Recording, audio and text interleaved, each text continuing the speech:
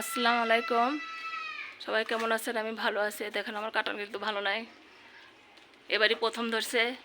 এই গাছের কাঁঠাল 5টা ধরছে, এই যে ফেটে গেছে, ওই জন্য পাড়া লাগলো। যেহেতু এবারই প্রথম বুঝতে পারিনি যে কত বড় হবে আসলে কাঁঠালটা। এই যে এখানেও একটা ধরছে, এই গাছে মাত্র 5টা কাঁঠাল ধরছে, ওই জন্য আমি পেরে নিলাম। খুব ভালো মতো খাওয়া যাবে না।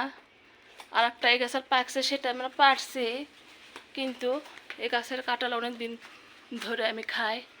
এই যে বিশাল বড় একটা গাছ আমার, সুন্দরভাবে ধরছে। বেছে বেছে পাড়তে হয়, অনেক নষ্টও হয়ে যায়, হয়তো পারতে পারি না ঠিক মতো পাড়ার, ওই জন্য করে।